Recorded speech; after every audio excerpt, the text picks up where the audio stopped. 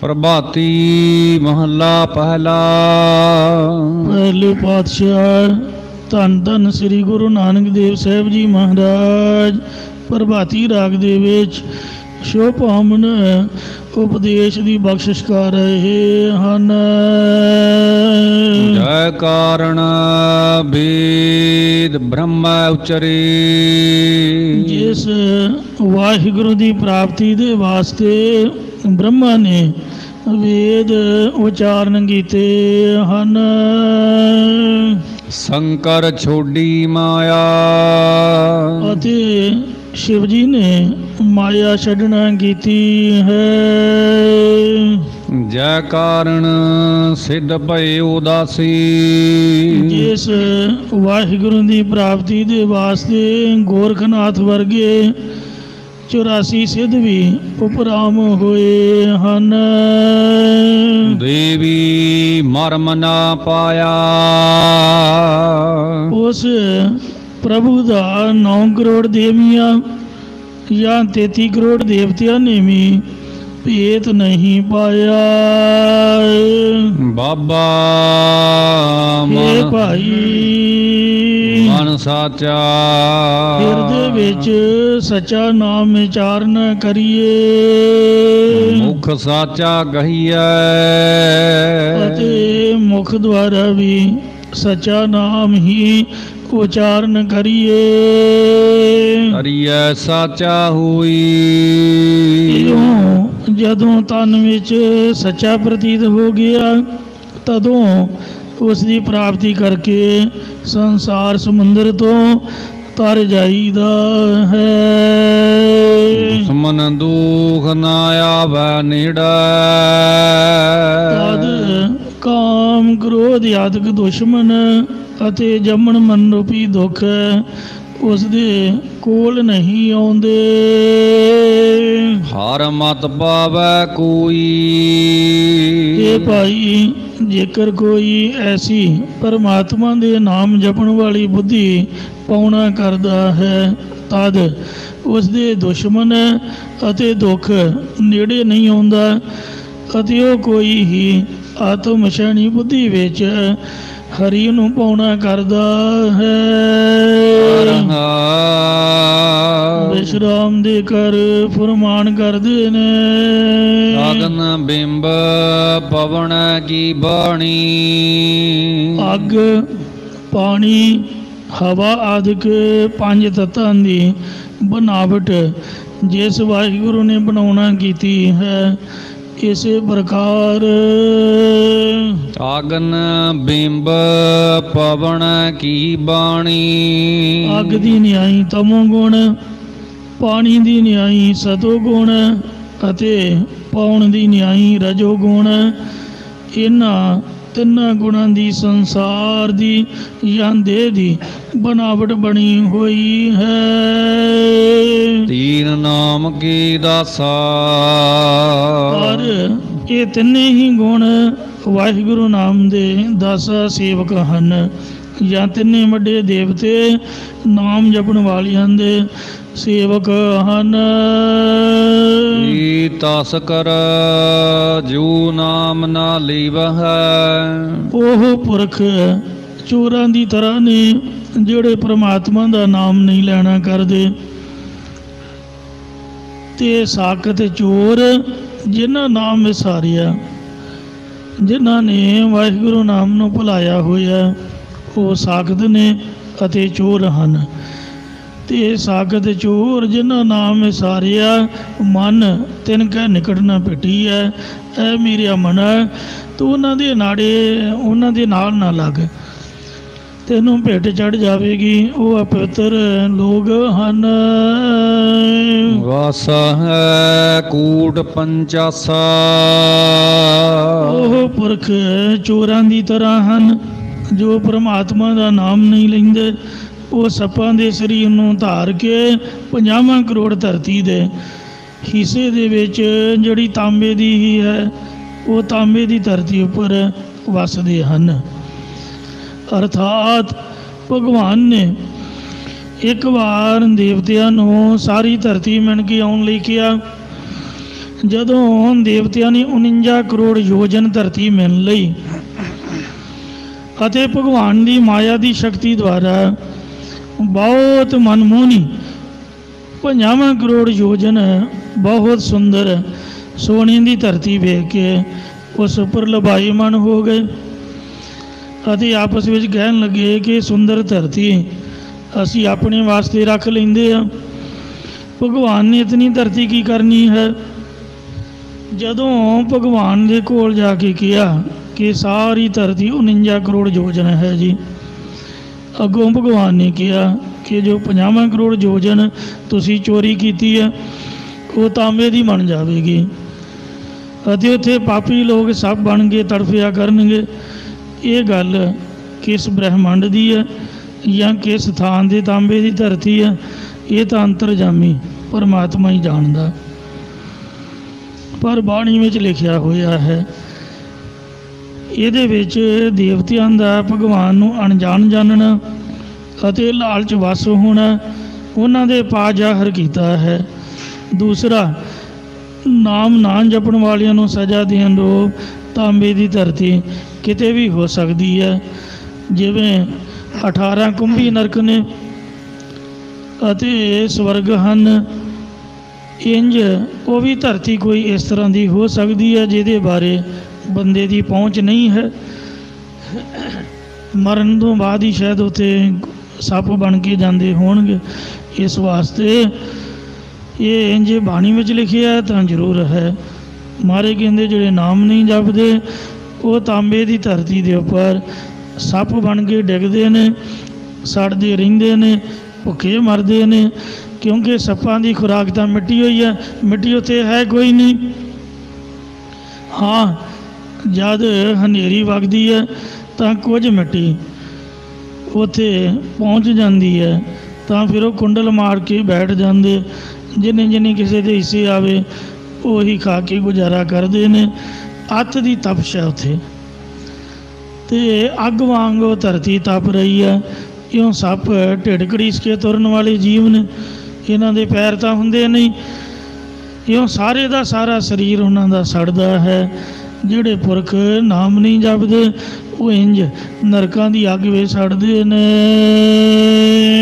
ਜੇ ਕੋਈ ਕਰੈ ਚੰਗਿਆਈ, ਜੇਕਰ ਕੋਈ ਜੀਵ ਇੱਕ ਭਲਾਈ ਦਾ ਕੰਮ ਕਰਦਾ ਹੈ, ਮਨ ਚਿਤ ਬਹੁਤ ਬਫਾਵੈ, ਤਦ ਉਹ ਆਪਣੇ ਮਨ ਦੀ ਚਿਤਵਨੀ ਦੇ ਵਿੱਚ ਬਹੁਤ ਹੰਕਾਰ ਕਰਦਾ ਹੈ ਕਿ ਮੈਂ ਬਹੁਤ ਚੰਗਾ ਕੰਮ ਕੀਤਾ ਹੈ। ਇਤੇ ਗੁਣ ਇਤਿਆ ਚੰਗਿਆਈਆ, ਪਰ ਪਰਮਾਤਮਾ ਵਿੱਚ ਇਤਨੇ ਗੁਣ ਅਤੇ ਇਤਨੀਆਂ ਭਲਾਈਆਂ ਹਨ ਦੇ ਨਾ ਪਛੋਤਾਵੈ, ਜੋ ਸਭ ਨੂੰ ਦਾਤਾਂ ਦੇ ਕੇ ਮੁੜ ਕੇ ਪਛਤਾਵਾ ਵੀ ਨਹੀਂ ਕਰਦਾ ਕਿ ਇਹਨਾਂ ਨੇ ਮੇਰੀ ਦਿੱਤੀ ਦਾਤ ਦੀ ਕਦਰ ਨਹੀਂ ਜਾਣੀ। ਭਾ ਫਿਰ ਵੀ ਉਹ ਬੇਅੰਤ ਦਾਤਾ ਦਈ ਹੀ ਦਈ ਜਾਂਦਾ ਹੈ। ਉਦ ਸਾਲਾਹਨ ਤਿਨ ਧਨ ਪੱਲੇ, ਇਹ ਪ੍ਰਭੂ ਜਿਹੜੇ ਤੈਨੂੰ ਸਲਾਉਂਦੇ ਨੇ ਉਹਨਾਂ ਦੇ ਹਿਰਦੇ ਰੂਪ ਪੱਲੇ ਵਿੱਚ ਤੇਰਾ ਨਾਮ ਰੂਪੀ ਧਨ ਵਸਦਾ ਹੈ। ਨਾਨਕ ਕਾ ਧਨ ਸੋਈ, ਸਤਿਗੁਰੂ ਸਾਹਿਬ ਜੀ ਕਥਨ ਕਰਦੇ ਨੇ ਕਿ ਤੇਰਾ ਉਹ ਨਾਮ ਹੀ ਸਾਡੇ ਜਨਾਂ ਦਾ ਧਨ ਹੈ। ਜਿਨ ਕੈ ਪੱਲੇ ਧਨ ਵਸੈ, ਤਿਨ ਕਾ ਨਾਉ ਫਕੀਰ, ਜਿਨ ਕੈ ਹਿਰਦੈ ਤੂੰ ਵਸੈ, ਤੇ ਨਰਗੁਣੀ ਗਹੀਰ। ਜੇ ਕੋ ਜਿਉ ਕਹੈ ਉਹਨਾਂ ਕਾ, ਜੇਕਰ ਉਹਨਾਂ ਸੰਤ ਜਨਾਂ ਨੂੰ ਕੋਈ ਜੀ ਕਰਕੇ ਵੀ ਆਖਦਾ ਹੈ ਆਓ ਜੀ ਬੈਠੋ ਜੀ ਆਦਿਕ, ਜਮ ਕੀ ਤਲਬ ਨ ਹੋਈ, ਤਾਂ ਉਸ ਨੂੰ ਯਮਰਾਜ ਦੀ ਤਾੜਨਾ ਨਹੀਂ ਹੁੰਦੀ, ਉਹਨਾਂ ਦੀ ਤਲਬ ਨਹੀਂ ਹੁੰਦੀ, ਭਾਵ ਯਮਰਾਜ ਦਾ ਸਖਤੀ ਨਾਲ ਸੱਦਾ ਨਹੀਂ ਆਉਂਦਾ। ਇੱਕ ਜਲਨ ਨਾਮ ਦਾ ਭਗਤ ਜੱਟ ਜ਼ਿਮੀਂਦਾਰ ਘਰਾਣੇ ਵਿੱਚ ਪਿੰਡ ਪੜਾਣਾ ਜ਼ਿਲ੍ਹਾ ਅੰਮ੍ਰਿਤਸਰ ਸਿੱਧੂ ਗੋਤ ਵਿੱਚ ਪੈਦਾ ਹੋਇਆ। ਜੋ ਬਚਪਨ ਤੋਂ ਹੀ ਖੁੱਲ੍ਹੇ ਖੁਲਾਸੇ ਸੁਭਾਅ ਅਤੇ ਪ੍ਰੇਮਾ ਭਗਤੀ ਵਾਲਾ ਸੀ। ਸਾਧੂ ਮਹਾਤਮਾ ਦੀ ਸੰਗਤ ਕਰਦਿਆਂ ਪਰਮਾਰਥੀ ਤ੍ਰਿਪਤੀ ਨਾ ਹੋਈ। ਇਸ ਅਤ੍ਰਿਪਤੀ ਵਿੱਚ ਛੇਵੇਂ ਪਾਤਸ਼ਾਹ ਸ੍ਰੀ ਗੁਰੂ ਹਰਗੋਬਿੰਦ ਸਾਹਿਬ ਜੀ ਦੀ ਸੰਗਤ ਪ੍ਰਾਪਤ ਹੋਈ ਅਤੇ ਪੂਰਨ ਪਦਵੀ ਨੂੰ ਪਹੁੰਚਿਆ। ਇਹ ਕਿਰਤੀ ਭਗਤ ਗ੍ਰਸਥ ਵਿੱਚ ਰਹਿੰਦਾ ਹੋਇਆ ਇੱਕ ਵੱਡਾ ਤਿਆਗੀ ਵੀ ਸੀ। ਗ੍ਰਸਥ ਜੀਵਨ ਵਿੱਚ ਇਸ ਨੂੰ ਜੋ ਜੀਵਨ ਸਾਥੀ ਮਿਲਿਆ ਉਹਦਾ ਨਾਮ ਸੀ ਬੀਬੀ ਰਾਮਕੀ। ਉਹਦਾ ਵੀ ਸੁਭਾਅ ਇਹਦੇ ਨਾਲ ਮਿਲਦਾ ਜੁਲਦਾ ਸੀ। ਇਹ ਰਾਮਕੀ ਨਾਮ ਦੀ ਬੀਬੀ ਬਹੁਤ ਸੁੰਦਰ ਸੁਭਾਅ ਵਾਲੀ ਸੀ। ਜ਼ਿਮੀਂਦਾਰਾ ਕਰਦਿਆਂ ਸਰਕਾਰੀ ਮਾਮਲਾ ਉਗਰਾਉਣ ਵਾਲਾ ਇੱਕ ਕਰਮਚਾਰੀ ਇਹਨਾਂ ਦੇ ਸੁਭਾਅ ਤੋਂ ਪ੍ਰਭਾਵਿਤ ਹੋ ਕੇ ਇਹਨਾਂ ਨੂੰ ਪਿਆਰ ਸਤਿਕਾਰ ਨਾਲ ਬੋਲਿਆ ਕਰਦਾ ਸੀ, ਜਿਸ ਕਰਕੇ ਮਹਾਤਮਾ ਦੀ ਉਹਦੇ 'ਤੇ ਕਿਰਪਾ ਦ੍ਰਿਸ਼ਟੀ ਹੋ ਗਈ। ਇੱਕ ਦਿਨ ਦੀ ਘਟਨਾ ਹੈ ਕਿ ਇਸ ਦੀ ਘਰਵਾਲੀ ਰਾਮਕੀ ਹੱਥ ਜੋੜ ਕੇ ਜੱਲਨ ਜੀ ਦੇ ਚਰਨਾਂ ਵਿੱਚ ਖਲੋ ਗਈ। ਜੱਲਨ ਨੇ ਪੁੱਛਿਆ ਕਿ ਇਉਂ ਖਲੋਣ ਦਾ ਕੀ ਕਾਰਨ ਹੈ। ਤਾਂ ਬੀਬੀ ਰਾਮਕੀ ਨੇ ਬੇਨਤੀ ਕੀਤੀ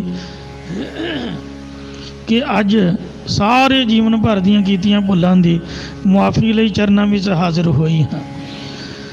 ਭਗਤ ਜੀ ਨੇ ਹੈਰਾਨ ਹੋ ਕੇ ਪੁੱਛਿਆ ਕਿ ਤੇਰੇ ਸਾਰੇ ਜੀਵਨ ਵਿੱਚ ਮੈਂ ਕਦੇ ਗਲਤੀ ਦੇਖੀ ਹੋਈ ਨਹੀਂ, ਫਿਰ ਮੈਂ ਵੀ ਤੇਰੇ ਨਾਲ ਕਦੀ ਨਾਰਾਜ਼ ਜਾਂ ਗੁੱਸੇ ਨਹੀਂ ਹੋਇਆ, ਅੱਜ ਮੁਆਫੀ ਮੰਗਣ ਦਾ ਕੀ ਕਾਰਨ ਹੈ। ਤਾਂ ਬੀਬੀ ਰਾਮਕੀ ਨੇ ਉੱਤਰ ਦਿੱਤਾ ਕਿ ਮੇਰੇ ਸਵਾਸ ਥੋੜ੍ਹੇ ਕੁ ਬਾਕੀ ਰਹਿ ਗਏ ਨੇ, ਤੁਸੀਂ ਆਗਿਆ ਦੇਵੋ ਮੈਂ ਬੈਕੁੰਠ ਧਾਮ ਨੂੰ ਜਾਵਾਂ। ਉਸ ਸਮੇਂ ਜੱਲਨ ਜੀ ਨੇ ਅਚਾਨਕ ਆਕਾਸ਼ ਵੱਲ ਵੇਖਿਆ ਤਾਂ ਆਕਾਸ਼ ਮਾਰਗ ਰਾਹੀਂ ਜਮਦੂਤਾ ਦਾ ਪਕੜਿਆ ਉਹੀ ਸਰਕਾਰੀ ਕਰਮਚਾਰੀ ਜੋ ਭਗਤ ਜੱਲਨ ਜੀ ਨੂੰ ਜੀ ਕਹਿ ਕੇ ਬੁਲਾਉਂਦਾ ਹੁੰਦਾ ਸੀ, ਉਹ ਪਰਲੋਕ ਨੂੰ ਜਾ ਰਿਹਾ ਸੀ। ਭਗਤ ਜੀ ਨੂੰ ਉਸ ਉੱਪਰ ਬਹੁਤ ਦਇਆ ਆਈ ਅਤੇ ਬੀਬੀ ਰਾਮਕੀ ਨੂੰ ਕਿਹਾ, ਹੇ ਰਾਮਕੀ, ਜਿਵੇਂ ਤੂੰ ਅੱਗੇ ਸਾਰੀ ਜ਼ਿੰਦਗੀ ਸਾਡੀ ਆਗਿਆ ਦਾ ਪਾਲਣ ਕੀਤਾ ਹੈ, ਇਸੇ ਤਰ੍ਹਾਂ ਅੰਤ ਵੇਲੇ ਵੀ ਮੇਰੀ ਆਗਿਆ ਮੰਨ ਕੇ ਉਪਕਾਰ ਕਰਨਾ। ਬੈਕੁੰਠ ਜਾਣ ਤੋਂ ਪਹਿਲਾਂ ਧਰਮਰਾਜੇ ਦੀ ਕਚਹਿਰੀ 'ਚ ਪਹੁੰਚਣਾ ਹੈ। ਵੈਸੇ ਤੈਨੂੰ ਉੱਥੇ ਲਿਜਾਇਆ ਤਾਂ ਨਹੀਂ ਜਾਣਾ, ਕਿਉਂਕਿ ਆਪਣਾ ਰਸਤਾ ਸੱਚਖੰਡ ਦਾ ਅਲੱਗ ਹੈ, ਪਰ ਫਿਰ ਵੀ ਤੂੰ ਮੇਰਾ ਇੱਕ ਕੰਮ ਕਰਦੀ ਜਾਈ, ਜਾਂਦੀ ਬਾਕੀ ਧਰਮਰਾਜੇ ਨੂੰ ਮਿਲਦੀ ਜਾਈ।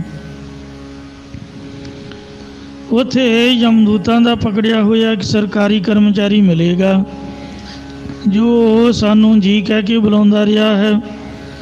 ਤੂੰ ਧਰਮਰਾਜ ਨੂੰ ਮੇਰੇ ਵੱਲੋਂ ਸੁਨੇਹਾ ਦੇਣਾ ਕਿ ਇਹ ਕਰਮਚਾਰੀ ਭਗਤ ਜੱਲਨ ਜੀ ਨੂੰ ਜੀ ਆ ਕੇ ਬੁਲਾਉਂਦਾ ਰਿਹਾ ਹੈ, ਇਸ ਲਈ ਇਹਦਾ ਲੇਖਾ ਜੋਖਾ ਵਿਚਾਰ ਕੇ ਕਰਨਾ। ਉਸ ਵੇਲੇ ਬੀਬੀ ਰਾਮਕੀ ਆਪਣੇ ਸਥੂਲ ਸਰੀਰ ਨੂੰ ਤਿਆਗ ਕੇ ਸੂਖਮ ਸਰੀਰ ਦੁਆਰਾ ਧਰਮਰਾਜ ਦੀ ਕਚਹਿਰੀ ਵਿੱਚ ਪਹੁੰਚੀ ਅਤੇ ਭਗਤ ਜੱਲਨ ਦਾ ਸੁਨੇਹਾ ਦਿੱਤਾ। ਤਦੋਂ ਧਰਮਰਾਜ ਨੇ ਉਹਦੇ ਕੀਤੇ ਕਰਮਾਂ ਦਾ ਲੇਖਾ ਮੁਆਫ ਕਰਕੇ ਧਰਮਰਾਜ ਦਰ ਕਾਗਜ਼ ਫਾਰੇ ਜਾਂ ਨਾਨਕ ਲੇਖਾ ਸਮਝਾ ਦਾ ਅਰਥ ਹੈ ਮੁੱਕ ਗਿਆ, ਕਾਗਜ਼ ਪਾੜ ਕੇ ਡਸਟਬਿਨ ਕਰ ਦਿੱਤੇ ਅਤੇ ਉਸ ਨੂੰ ਮੁਆਫ ਕਰਕੇ ਬੈਕੁੰਠ ਧਾਮ ਨੂੰ ਭੇਜ ਦਿੱਤਾ।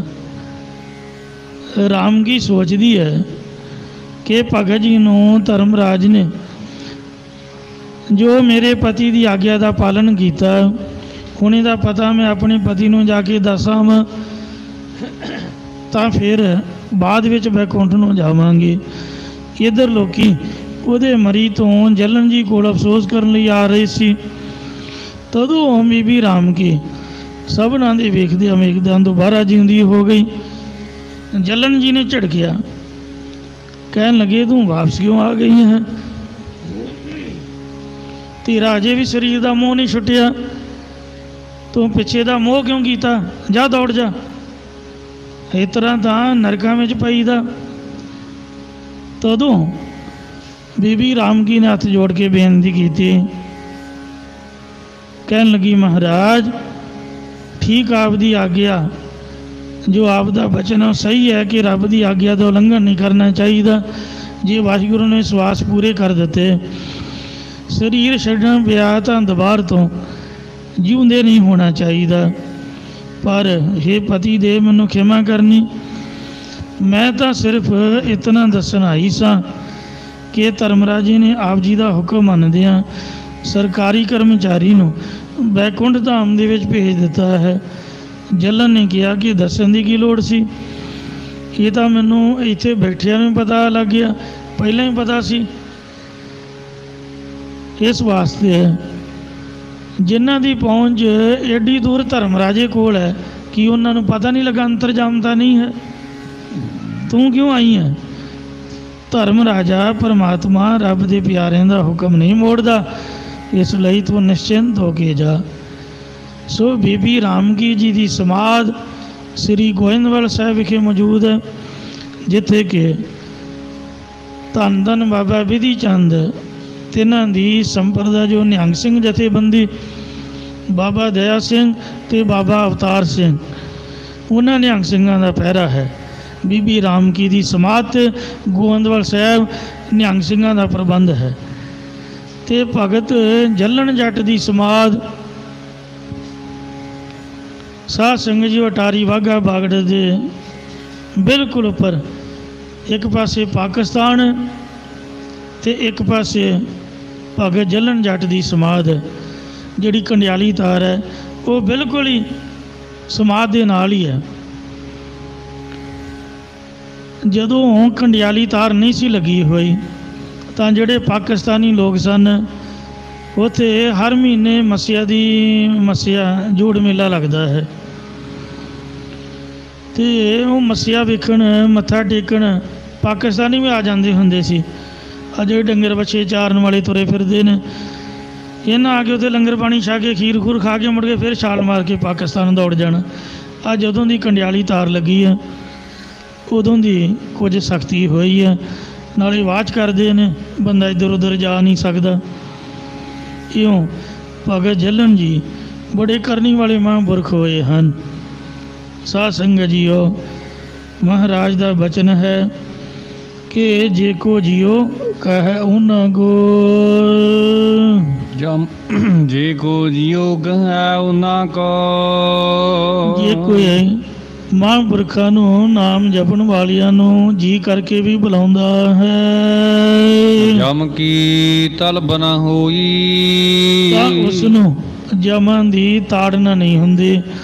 ਤਲਬਾ ਪੋਸਣ ਆਕੀਆਂ ਬਾਕੀ ਜਿਨਾ ਰਹੀ, ਧਰਮਰਾਜ ਦੀ ਕਚਹਿਰੀ ਵਿੱਚ ਸਜ਼ਾ ਨਹੀਂ ਉਹਨੂੰ ਭੋਗਣਾ ਪੈਂਦੀ, ਉਹਨਾਂ ਦੀ ਪੇਸ਼ੀ ਨਹੀਂ ਪੈਂਦੀ ਹੈ।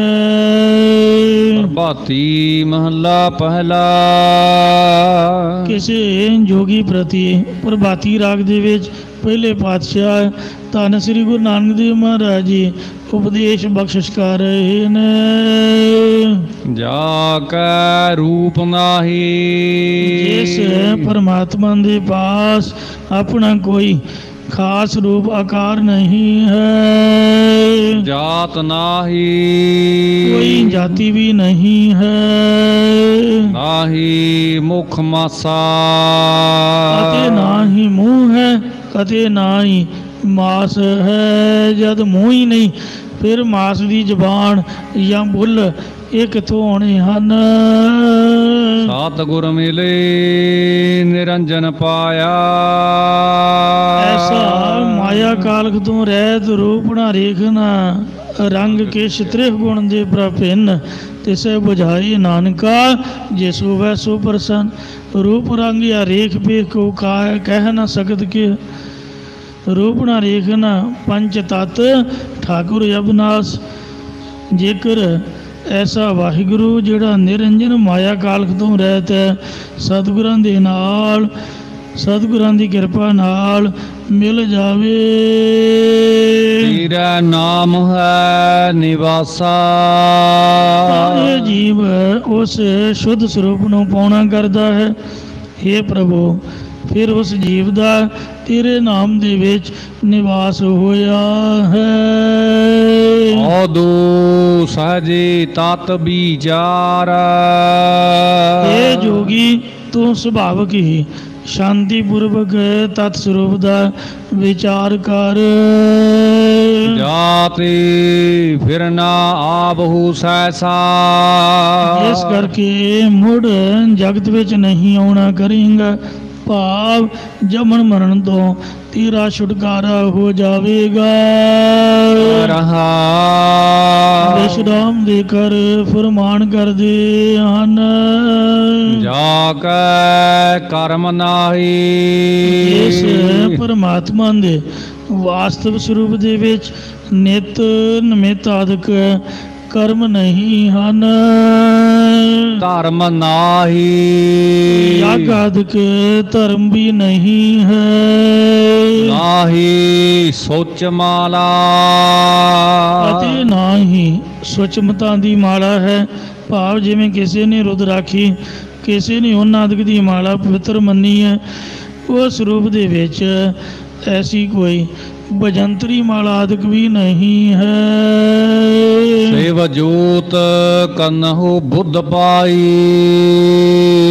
ਕਲਿਆਣ ਸਰੂਪ ਪ੍ਰਕਾਸ਼ ਸਰੂਪ ਪਰਮਾਤਮਾ ਦੀ ਪ੍ਰਾਪਤੀ ਵਾਲੀ ਆਤਮ ਸ਼ੈਣੀ ਬੁੱਧ ਮਤ ਪਾਈ ਦੀ ਹੈ। ਸਤਿ ਗੁਰੂ ਰਖਵਾਲਾ। ਉਹ ਰੱਖਿਆ ਕਰਨ ਵਾਲਾ ਸਤਿਗੁਰੂ ਹੈ, ਉਸ ਦੇ ਕੰਨੋਂ ਉਹਦੇ ਪਾਸੋਂ ਐਸੇ ਕਲਿਆਣ ਸਰੂਪ ਪ੍ਰਕਾਸ਼ ਸਰੂਪ ਪਰਮਾਤਮਾ ਦੀ ਪ੍ਰਾਪਤੀ ਵਾਲੀ ਆਤਮ ਸ਼ੈਣੀ ਮਤ ਪਾਈ ਦੀ ਹੈ। ਜਾ ਕੈ ਵਰਤ ਨਾਹੀ। ਜਿਸ ਪਰਮਾਤਮਾ ਪ੍ਰਭੂ ਦੇ ਵਾਸਤਵ ਸਰੂਪ ਦੇ ਵਿੱਚ ਕੋਈ ਵਰਤ ਉਪਰਾਮ ਆਦਿਕ ਦਾ ਦਿਖਲਾਵਾ ਨਹੀਂ ਹੈ। ਨੇਮ ਨਾਹੀ। ਕਰਮ ਕਾਂਡ ਅਨੁਸਾਰ ਨਿਤ ਦੀ ਕਿਰਿਆ ਵੀ ਨਹੀਂ ਹੈ। ਨਾਹੀ ਬਕਬਾਈ। ਅਤੇ ਨਾ ਹੀ ਬਕਬਾਦ ਕਰਨ ਵਾਲਾ, ਭਾਵ ਵਿਅਰਥ ਬੋਲਣ ਦੀ ਉਹਨੂੰ ਆਦਤ ਹੀ ਨਹੀਂ ਹੈ। ਸ੍ਰੀ ਗੁਰੂ ਗ੍ਰੰਥ ਸਾਹਿਬ ਜੀ ਦਾ ਜਿਹੜਾ ਸ਼ਬਦਾ ਅਵਤਾਰ ਕਲਗੀਧਰ ਮਾਂ ਨੇ ਕਿਹਾ ਕਿ ਜੋਤ ਗੁਰੂ ਗ੍ਰੰਥ ਸਾਹਿਬ ਜੀ ਰਹੇਗੀ, ਵੇਖੋ ਇਹ ਤਾਂ ਬੋਲਦੇ ਵੀ ਨਹੀਂ, ਚੁੱਪਚਾਪ ਆਪਣੇ ਆਪ 'ਚ ਮਸਤ ਬੈਠੇ ਰਹਿੰਦੇ ਨੇ। ਜੇ ਕੋਈ ਪਾਠੀ ਸਿੰਘ ਪਾਠ ਕਰੇ ਉਹਨੂੰ ਉਪਦੇਸ਼ ਦੀ ਪ੍ਰਾਪਤੀ ਹੁੰਦੀ ਹੈ, ਜਾਂ ਕੋਈ ਪਿਆਰ ਨਾਲ ਬੈਠ ਕੇ ਸੁਣੇ। ਨਹੀਂ ਤਾਂ ਮਹਾਰਾਜ ਕਿਸੇ ਰਾਹ ਜਾਂਦੇ ਨੂੰ, ਕਿਸੇ ਤੁਰੇ ਜਾਂਦੇ ਨੂੰ ਬਾਂਹ ਤੋਂ ਫੜ ਕੇ ਨਹੀਂ ਸਮਝਾਉਂਦੇ, ਬੋਲਦੇ ਨਹੀਂ। ਜਿਹਦੇ ਕਰਮ ਚੰਗੇ ਨੇ ਉਹੀ ਗੁਰੂ ਅੱਗੇ ਯਾਚਨਾ ਕਰਦਾ, ਉਹਦੇ ਨਾਲ ਹੀ ਮਹਾਰਾਜ ਬੋਲਦੇ ਨੇ, ਬਾਕੀ ਉਹਦੇ ਵਿੱਚ ਬਕਵਾਦ ਨਹੀਂ ਹੈ। ਸਤ ਅਵਗਤ ਕੀ ਚਿੰਤ ਨਾਹੀ। ਗ੍ਰਹਿਣ ਕਰਨ ਦੀ ਅਤੇ ਤਿਆਗਣ ਦੀ, ਜਾਂ ਮੁਕਤੀ ਨੂੰ ਪ੍ਰਾਪਤ ਹੋਣ ਅਤੇ ਬੇਗਤ ਹੋਣ ਦੀ, ਜਾਂ ਜਾਣ ਅਤੇ ਆਉਣ ਦੀ ਕੋਈ ਚਿੰਤਾ ਨਹੀਂ ਹੈ। ਸਤਿ ਗੁਰੂ ਫੁਰਮਾਈ। ਇਹ ਗੱਲ ਅਸੀਂ ਆਪ ਦੇ ਕੋਲੋਂ ਨਹੀਂ ਤੁਹਾਨੂੰ ਕਹਿ ਰਹੇ, ਸਾਡੇ ਸਤਿਗੁਰਾਂ ਨੇ ਕਹਿਣਾ ਕੀਤੀ ਹੈ। ਹੁਣ ਜੇ ਕੋਈ ਪੁੱਛੇ ਕਿ ਸ੍ਰੀ ਗੁਰੂ ਨਾਨਕ ਦੇਵ ਜੀ ਉਚਾਰ ਰਹੇ ਨੇ, ਸ੍ਰੀ ਗੁਰੂ ਨਾਨਕ ਦੇਵ ਜੀ ਦੇ ਗੁਰੂ ਕੌਣ ਹੋਏ? ਅਕਾਲ ਪੁਰਖ ਨੇ। ਇਉਂ ਅਪਰੰਪਰ ਪਾਰ ਬ੍ਰਹਮ ਪਰਮੇਸ਼ਰ ਨਾਨਕ ਗੁਰ ਮਿਲਿਆ ਸੋਈ ਜੀਓ। ਜਿਹੜਾ ਵਾਹਿਗੁਰੂ ਅਕਾਲ ਪੁਰਖ ਸਾਡਾ ਗੁਰੂ ਹੈ, ਇਹ ਉਹਨੇ ਸਾਨੂੰ ਫਰਮਾਉਣਾ ਕੀਤੀ ਹੈ। ਇਹ ਧੁਰ ਕੀ ਬਾਣੀ ਆਈ ਤੇ ਸਗਲੀ ਚਿੰਦ ਮਟਾਈ। ਬੋਲਣ ਵਾਲੇ ਆ ਗਿਆਨ ਧਿਆਨ ਦਾ ਰੱਬ ਜੀ ਦਾ ਹੈ। ਜਾਗੈ ਆਸ ਨਾਹੀ। ਜਿਸ ਪਰਮਾਤਮਾ ਦੇ ਵਾਸਤਵ ਸਰੂਪ ਦੇ ਵਿੱਚ ਦੀਰਘ ਕਾਲ ਤੱਕ ਬਣੀ ਹੋਈ ਕੋਈ ਆਸ ਉਮੀਦ ਨਹੀਂ ਹੈ। ਨਿਰਾਸ ਨਾਹੀ। ਅਤੇ ਨਿਰਾਸ਼ਤਾਈ ਵੀ ਨਹੀਂ ਹੈ। ਚਿਤ ਸੁਰਤ ਸਮਝਾਈ। ਇਸ ਚੇਤਨ ਸਰੂਪ ਦੀ ਗਿਆਤ ਸਤਿਗੁਰਾਂ ਨੇ ਸਮਝਾਈ ਹੈ। ਜਾਂ ਚੇਤਨ ਸਰੂਪ ਤੇ ਸੁਰਤ ਗਿਆਨ ਸਰੂਪ ਹੈ, ਇਹ ਗੱਲ ਸਤਿਗੁਰਾਂ ਨੇ ਸਮਝਾਈ ਹੈ। ਅੰਤ ਕਾ ਪਰਮ ਤੰਤ ਮਿਲਿਆ। ਜਦੋਂ ਜੀਵ ਆਤਮਾ ਨੂੰ ਪਰਮ ਵੱਡਾ ਤਤ ਸਰੂਪ ਹਰੀ ਦਾ ਮਿਲਾਪ ਹੋਇਆ। ਨਾਨਕਾ ਬੁੱਧ ਆਹ ਪਾਈ। ਸਾਰੇ ਕੰਮ ਰਾਸ ਆ ਗਏ। ਸਤਿਗੁਰੂ ਜੀ ਕਥਨ ਕਰਦੇ ਨੇ ਕਿ ਜਦੋਂ ਗੁਰਾਂ ਦੁਆਰਾ ਆਤਮ ਸ਼ੈਣੀ ਮਤ ਪਾਈ, ਤਦੋਂ ਜੀਵਾਤਮਾ ਨੂੰ ਵੱਡਾ ਤਤ ਸਰੂਪ ਹਰੀ ਦਾ ਮਿਲਾਪ ਹੋਇਆ ਹੈ। ਪ੍ਰਭਾਤੀ ਮਹੱਲਾ ਪਹਿਲਾ। ਪਹਿਲੇ ਪਾਤਸ਼ਾਹ ਸ੍ਰੀ ਗੁਰੂ ਨਾਨਕ ਦੇਵ ਸਾਹਿਬ ਜੀ ਮਹਾਰਾਜ ਪ੍ਰਭਾਤੀ ਰਾਗ ਵਿੱਚ ਸ਼ੁਭ ਪਾਵਨ ਉਪਦੇਸ਼ ਦੀ ਬਖਸ਼ਿਸ਼ ਕਰਦੇ ਨੇ। ਤਾ ਕਾ ਕਹਿਆ ਦਰ ਪਰਵਾਣ। ਸਾਡੇ ਤਾਂ ਆਖੇ ਆ ਕੁੱਤੇ ਬਿੱਲੇ ਮਣੀ ਜੀ ਆ ਜੰਦ ਨਹੀਂ ਲੱਗਦੇ, ਦੋ ਨਿਆਣੇ ਸਾਡੇ ਆਖੇ ਨਹੀਂ ਲੱਗਦੇ, ਹੋਰ ਤਾਂ ਆਪਾਂ ਦੂਰ ਕੀ ਜਾਣਾ। ਹੇ ਭਾਈ, ਜਿਹੜੇ ਨਾਮ ਜਪਣ ਵਾਲੇ ਨੇ, ਗੁਰਮੁਖ ਨੇ, ਸੰਤ ਨੇ, ਸਾਧੂ ਨੇ, ਉਸ ਮਨੁੱਖ ਦਾ, ਉਸ ਵਾਹਿਗੁਰੂ ਦੇ ਪਿਆਰੀ ਦਾ ਆਖਿਆ ਹੋਇਆ ਬਚਨ ਵਾਹਿਗੁਰੂ ਦੇ ਦਰ ਵਿੱਚ ਵੀ ਪ੍ਰਮਾਣਿਕ ਹੁੰਦਾ ਹੈ। ਦੁਨੀਆ ਤਾਂ ਮੰਨਦੀ ਜੀ ਵੀ ਪਿਆਰ ਨਾਲ ਕੀਤੀ ਬੇਨਤੀ ਨੂੰ ਪ੍ਰਵਾਨ ਕਰ ਲੈਂਦੇ ਨੇ। ਇਸ ਲਈ ਜਿਹੜਾ ਅਰਦਾਸੀਆ ਹੈ ਉਹ ਤਿਆਰ ਹੋਵੇ, ਇਸ਼ਨਾਨ ਬਣ ਕਰਕੇ ਆਪ ਦਾ ਨਿਤਨੇਮ ਕੀਤਾ ਹੋਵੇ, ਫਿਰ ਹੀ ਉਹਦੀ ਅਰਦਾਸ ਤਾਂ ਹੀ ਕਬੂਲ ਹੋ ਸਕਦੀ ਹੈ। ਤੇ ਜੇ ਕੋਈ ਲਾਲਚ ਵਸ ਪੈ ਕੇ ਇੱਧਰ ਉੱਧਰ ਧਿਆਨ ਕਰੇ, ਫਿਰ ਤਾਂ ਭਲਾ ਕੀ ਪੂਰੀ ਹੋਣੀ ਹੈ। ਇਸ ਵਾਸਤੇ ਇਹਦੇ ਨਾਮ ਦੀਆਂ ਬਰਕਤਾਂ ਨੇ। ਜੇ ਤੁਸੀਂ ਖੁਦ ਆਪ ਜਪੋਗੇ, ਅਰਦਾਸ ਦੀ ਵੀ ਲੋੜ ਨਹੀਂ ਪਊਗੀ, ਜਾਂ ਆਪਦੀ ਅਰਦਾਸ ਆਪੇ ਹੀ ਕਰੋ। ਮਹਾਰਾਜ ਦੀ ਬਾਣੀ, ਮਹਾਰਾਜ ਦੇ ਨਾਮ ਨੇ ਬਰਕਤਾਂ ਪਾਉਣੀਆਂ। ਰਿੱਧ ਸਿੱਧ ਨਾਮ ਹੈ ਕੀ ਦਾਸੀ। ਸੋ ਉਸ ਗੁਰਮੁਖ ਦਾ ਕਿਹਾ ਹੋਇਆ ਜਿਹੜਾ ਵਚਨ ਹੈ ਉਹ ਵਾਹਿਗੁਰੂ ਦੀ ਦਰਗਾਹ ਦੇ ਵਿੱਚ ਪ੍ਰਵਾਨ ਹੁੰਦਾ ਹੈ।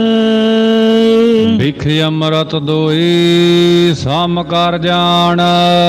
ਜਿਸ ਨੇ ਜ਼ਹਿਰ ਅਤੇ ਅੰਮ੍ਰਿਤ ਦੋਵਾਂ ਨੂੰ ਇੱਕ ਬਰਾਬਰ ਕਰਕੇ ਜਾਣਿਆ ਹੈ।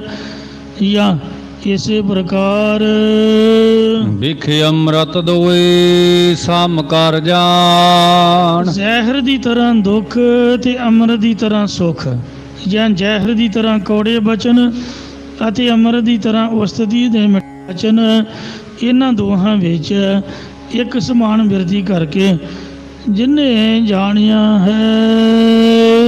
ਕਿਆ ਕਹੀਐ ਸਰਬੇ ਰਹਿਆ ਸਮਾਈ। ਹੇ ਪ੍ਰਭੂ, ਅਸੀਂ ਕੀ ਕਹਿਣਾ ਕਰੀਏ, ਤੂੰ ਸਾਰੇ ਸੰਸਾਰ ਵਿੱਚ ਹੀ ਲੀਨ ਹੋ ਰਿਹਾ ਹੈ। ਸੋ ਤੈਸਾ ਸਵਰਨ ਤੈਸੀ ਉਸ ਮਾਟੀ, ਤੈਸਾ ਅੰਮ੍ਰਿਤ ਤੈਸੀ ਬਿਖ ਖਾਟੀ, ਤੈਸਾ ਮਾਣ ਤੈਸਾ ਅਭਿਮਾਨ, ਤੈਸਾ ਰੰਗ ਤੈਸਾ ਰਾਜਾਨ, ਜੋ ਵਰਤਾਏ ਸਾਈ ਜੁਗਤ। ਨਾਨਕ ਉਹ ਪੁਰਖ ਕਹੀ ਹੈ ਜੀਵਨ ਮੁਕਤ। ਇਹ ਜੀਵਨ ਮੁਕਤ ਦੀ ਅਵਸਥਾ ਹੈ ਜਿਹੜਾ ਜ਼ਹਿਰ ਅਤੇ ਅੰਮ੍ਰਿਤ ਨੂੰ ਇੱਕ ਬਰਾਬਰ ਜਾਣਦਾ। ਉਹਦਾ ਕਿਹਾ ਹੋਇਆ ਇੱਥੇ ਤੱਕ ਕਿ ਪਰਲੋਕ ਦੇ ਵਿੱਚ ਵੀ ਮੰਨਿਆ ਜਾਂਦਾ ਹੈ। ਹਰ ਸੋਗ ਤੇਰਾ ਹੈ ਨਿਆਰੋ ਨਾਹੀ ਮਾਨ ਅਪਮਾਨਾ। ਇਉਂ ਉਸਤਤ ਨਿੰਦਾ ਦੋ ਖੋਜੈ ਉਸਤਤ ਨਿੰਦਾ ਦੋ ਤਿਆਗੈ ਖੋਜੈ ਪਾ ਨਿਰਬਾਨਾ। ਜਾਂ ਨਾਨਕਿਓ ਖੇਲ ਕੱਢਣਾ ਕਿਨਹੂ ਗੁਰਮੁਖ ਜਾਨਾ। ਐਸੇ ਗੁਰਮੁਖ ਨੇ ਅਸੀਂ ਕੀ ਕਹੀਏ। ਹੇ ਵਾਹਿਗੁਰੂ, ਤੂੰ ਸਾਰਿਆਂ ਦੇ ਵਿੱਚ ਸਮਾਰਿਆ ਮਿਲ ਰਿਹਾ ਹੈ। ਜੋ ਕਿਛ ਵਰਤ ਸਭ ਤੇਰੀ ਰਜਾ। ਜੋ ਕੁਝ ਵੀ ਸੰਸਾਰ ਅੰਦਰ ਵਰਤਾਰਾ ਵਰਤ ਰਿਹਾ ਹੈ ਉਹ ਸਾਰਾ ਤੇਰੀ ਰਜ਼ਾ ਦੇ ਵਿੱਚ, ਤੇਰੇ ਹੁਕਮ ਦੇ ਵਿੱਚ ਹੀ ਵਰਤ ਰਿਹਾ ਹੈ। ਰਹਾ ਦੇ ਕਰ ਫਰਮਾਨ ਕਰਦੇ ਨੇ। ਪ੍ਰਗਟੀ ਜੋਤ ਚੁਕਾ ਅਭਿਮਾਨ। ਉਸ ਮਨੁੱਖ ਦੇ ਹਿਰਦੇ ਅੰਦਰੋਂ ਅਗਿਆਨ ਦਾ, ਹੰਕਾਰ ਦਾ ਜਿਹੜਾ ਪਰਦਾ ਹਨੇਰਾ ਸੀ ਉਹ ਚੁੱਕਿਆ ਗਿਆ ਹੈ ਅਤੇ ਵਾਹਿਗੁਰੂ ਦੀ ਜੋਤੀ ਪ੍ਰਗਟ ਹੋ ਆਈ ਹੈ। ਸਤਿਗੁਰ ਦੀਆ ਅੰਮ੍ਰਿਤ ਇਸ ਨਾਮ। ਮਨੁੱਖ ਨੂੰ ਸਤਿਗੁਰਾਂ ਨੇ ਅੰਮ੍ਰਿਤ ਰੂਪ ਨਾਮ ਦਾਨ ਦੇਣਾ ਕੀਤਾ ਹੈ। ਉਹਦੇ ਤੇ ਸੋ ਕਿਰਪਾ ਬਖਸ਼ਿਸ਼ ਰਹਿਮਤਾਂ ਹੋਈਆਂ ਨੇ। ਕਾਲ ਮਹਿ ਆਇਆ ਸੋ ਜਾਨ ਇਸ ਜਾਨ, ਕਲਯੁਗ ਦੇ ਵਿੱਚ ਆਇਆ ਹੋਇਆ ਉਹੀ ਮਨੁੱਖ ਸਫਲਾ ਜਨ ਨਾ ਕਰੋ। ਸਾਚੀ ਦਰਗਾਹ ਹੈ ਪਾਵੈ ਅਤੇ ਉਹੀ ਮਾਨ, ਮਨੁੱਖ ਪ੍ਰਭੂ ਦੀ ਸੱਚੀ ਦਰਗਾਹ ਦੇ ਵਿੱਚ ਸਤਿਕਾਰ ਪਾਉਣਾ ਕਰਦਾ ਹੈ। ਕਹਿਣਾ ਸੁਣਨਾ ਕਥ ਘਰ ਜਾ, ਜੋ ਮਨੁੱਖ ਹਰੀ ਦਾ ਜਸ ਪ੍ਰੀਤੀ ਰੂਪ ਜੀਭਾਂ ਨਾਲ ਕਹਿਣਾ ਅਤੇ ਸ਼ਰਧਾ ਦੇ ਭਰੋਸੇ ਰੂਪ ਕਰਨਾ ਨਾਲ ਸੁਣਨਾ ਕਰਦਾ ਹੈ। ਕਥਨੀ ਬਦਨੀ ਨਾਨਕ ਜਲ ਜਾ, ਉਹ ਸ਼ਕਤੀ ਬਿਰਤੀ ਕਰਕੇ ਕਥਨ ਤੋਂ ਰਹਿਤ ਪ੍ਰਭੂ ਦੇ ਤੁਰਿਆ ਪਾਦ ਰੂਪ ਸਰੂਪ ਰੂਪੀ ਘਰ ਦੇ ਵਿੱਚ ਜਾ ਕੇ ਟਿਕ ਜਾਂਦਾ ਹੈ। ਸਤਿਗੁਰੂ ਸਾਹਿਬ ਜੀ ਕਥਨ ਕਰਦੇ ਨੇ ਕਿ ਉਸ ਦੇ ਅੰਦਰੋਂ ਹੋਰ ਕਥਾਵਾਂ ਤੇ ਕਵਿਸ਼ਰੀਆਂ ਦੀ ਹਉਮੈ ਸੜ ਬਲ ਜਾਂਦੀ ਹੈ। ਪ੍ਰਭਾਤੀ ਮਹੱਲਾ ਪਹਿਲਾ। ਪਹਿਲੇ ਪਾਤਸ਼ਾਹ ਧੰਨ ਸ੍ਰੀ ਗੁਰੂ ਨਾਨਕ ਦੇਵ ਸਾਹਿਬ ਜੀ ਮਹਾਰਾਜ ਪ੍ਰਭਾਤੀ ਰਾਗ ਦੇ ਵਿੱਚ ਸ਼ੋਭਾਵਨ ਉਪਦੇਸ਼ ਦੀ ਬਖਸ਼ਿਸ਼ ਕਰਦੇ ਨੇ। ਅੰਮ੍ਰਿਤ ਨੀਰ ਗਿਆਨ ਮਨ ਮੱਜਨ,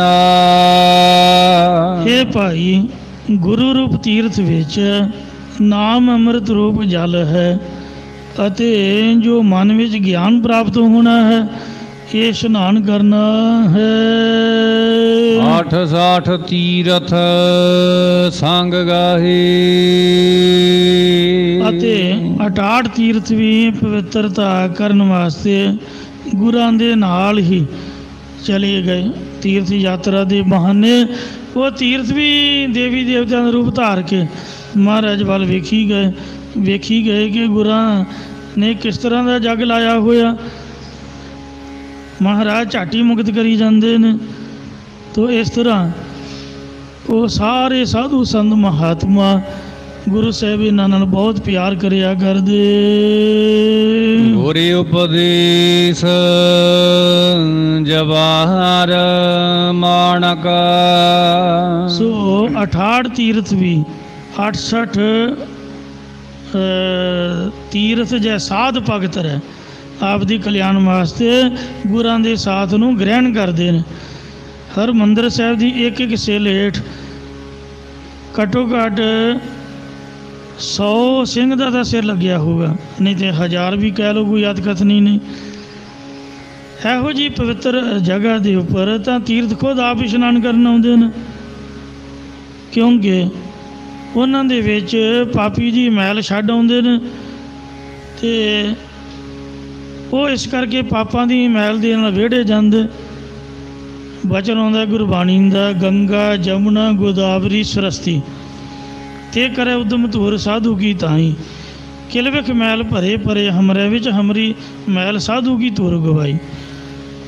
ਤਾਂ ਫਿਰ ਉਹ ਗੁਰਾਂ ਦੇ ਚਰਨਾਂ ਦੀ ਧੂੜੀ ਨੂੰ ਪਰਸਨ ਲਈ ਮਹਾਰਾਜ ਦੇ ਮਗਰ ਤੁਰੇ ਫਿਰਦੇ ਗੁਰੂ ਸਾਹਿਬ ਦੇ ਸਾਥ ਨੂੰ ਗ੍ਰਹਿਣ ਕਰਦੇ ਹਨ। ਗੁਰਜ ਉਪਦੇਸ਼ ਜਵਾਹਰ ਮਾਣਕ, ਗੁਰਾਂ ਦਾ ਉਪਦੇਸ਼ ਹੀ ਜਵਾਹਰ ਅਤੇ ਮਾਣਕਾਂ ਦੀ ਤਰ੍ਹਾਂ ਹੈ।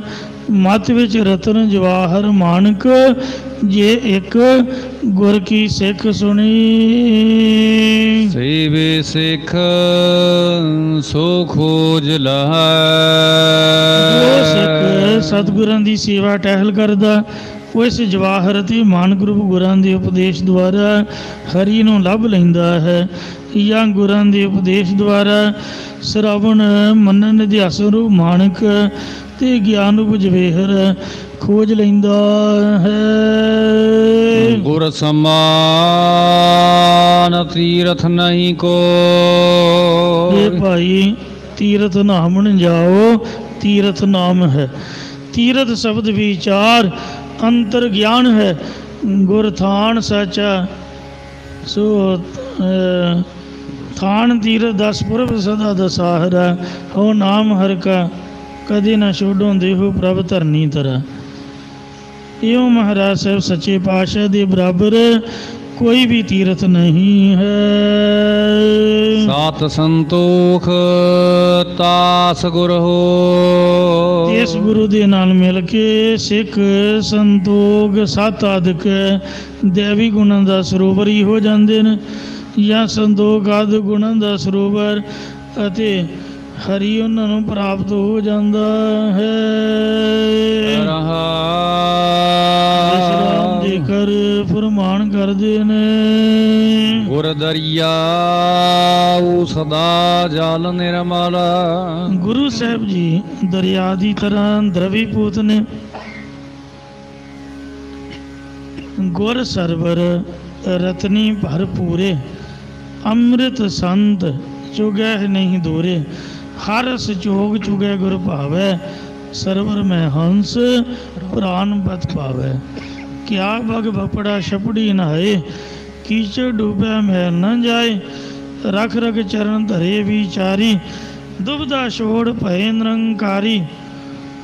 ਇਉਂ ਸੋ ਮਹਾਰਾਜ ਸੱਚੇ ਪਾਤਸ਼ਾਹ ਦਰਿਆ ਦੀ ਤਰ੍ਹਾਂ ਨੇ, ਤੇ ਨਿਰਮਲ ਜਲ ਨਾਮ ਦੇ ਨਾਲ ਨੱਕੋ ਨੱਕ ਲਬਾਲਾ ਭਰੇ ਹੋਏ ਹਨ। ਵਿਸ਼ਰਾਮ ਦੇ ਕੇ ਫਰਮਾਉਂਦੇ ਨੇ। ਗੁਰ ਦਰਿਆ ਸਦਾ ਜਲ ਨਿਰਮਲ। ਗੁਰੂ ਸਾਹਿਬ ਜੀ ਦਰਿਆ ਦੀ ਤਰ੍ਹਾਂ ਦਰਵੀਭੂਤ ਨੇ, ਤੇ ਇਹਨਾਂ ਦਾ ਉਪਦੇਸ਼ ਰੂਪੀ ਜਲ ਉਜਲ ਹੈ। ਭਾਵ ਤੀਰਥਾਂ ਦਾ ਪਾਣੀ ਤੱਕ ਉਹ ਤਕੜਿਆ ਰਹਿੰਦਾ, ਤੇ ਗੁਰੂ ਜੀ ਚੱਲਦੇ ਪ੍ਰਵਾਹ ਦੀ ਤਰ੍ਹਾਂ ਤੁਰ ਫਿਰ ਕੇ ਉਪਦੇਸ਼ ਦੇਣਾ ਕਰਦੇ ਨੇ। ਮਿਲਿਆ ਦੁਰਮਤ ਮੈਲ ਹਰੈ। ਜਿਸ ਸਤਿਗੁਰਾਂ ਦੇ ਨਾਲ ਮਿਲਣ ਕਰਕੇ ਖੋਟੀ ਮਤ ਰੂਪ ਮਲੀਨਤਾਈ ਉਹ ਨਾਸ਼ ਹੋ ਜਾਂਦੀ ਹੈ। ਸਤਿਗੁਰ ਪਾਇਆ ਪੂਰਾ ਨਾਵਣ। ਸਤਿਗੁਰਾਂ ਦੇ ਪਾਉਣ ਕਰਕੇ ਜਾਂ ਸਤਿਗੁਰਾਂ ਪਾਸੋਂ ਨਾਮ ਉਪਦੇਸ਼ ਪ੍ਰਾਪਤ ਕਰਕੇ ਅੰਤःਕਰਨ ਦਾ ਪੂਰਨ ਇਸ਼ਨਾਨ ਪ੍ਰਾਪਤ ਹੁੰਦਾ ਹੈ। ਪਸ਼ੂ ਪਰੇਤਾ ਹੋ ਦੇਵ ਕਰੈ। ਗੁਰੂ ਸਾਹਿਬ ਜੀ ਪ੍ਰਤੱਖ ਪਸ਼ੂਆਂ ਤੇ ਪ੍ਰਤੱਖ ਪ੍ਰੇਤਾਂ ਨੂੰ ਜਾਂ ਵਿੱਚ ਤੇ ਪਸ਼ੂਆਂ ਦੀ ਤਰ੍ਹਾਂ ਮੱਧਮ ਜੀਵ ਤੋਂ ਦੇਵਤੇ ਕਰ ਦਿੰਦੇ ਨੇ, ਜਾਂ ਪ੍ਰੇਤ ਦੀ ਤਰ੍ਹਾਂ ਅਪਵਿੱਤਰ ਅਤੇ ਪਸ਼ੂਆਂ ਦੀ ਤਰ੍ਹਾਂ ਅਗਿਆਤ ਜੀਵਾਂ ਨੂੰ ਦੇਵਤਿਆਂ ਦੀ ਤਰ੍ਹਾਂ ਪੂਜਨੀਕ ਬਣਾ ਦਿੱਤਾ ਹੈ। ਜਾਂ ਪਸ਼ੂਆਂ ਦੀ ਤਰ੍ਹਾਂ ਖਾਣ ਪੀਣ ਸਾਉਣ ਦੇ ਭੋਗਣ ਵਿੱਚ ਲੱਗੇ ਹੋਏ ਗ੍ਰਸਤੀਆਂ ਅਤੇ ਪ੍ਰੇਤਾਂ ਦੀ ਤਰ੍ਹਾਂ ਦੇ ਮਹਾਨ ਰੂਪ ਤਮੋ ਗੁਣ ਭੋਜਨ ਖਾਣ ਵਾਲਿਆਂ ਨੂੰ ਦੇਵਤਿਆਂ ਦੇ ਸੁਭਾਅ ਵਾਲੇ ਬਣਾ ਦਿੱਤਾ ਹੈ। ਸੋ ਐਸੀ ਮਹਾਰਾਜ ਜੀ ਨੇ ਕਿਰਪਾ ਕੀਤੀ ਹੈ।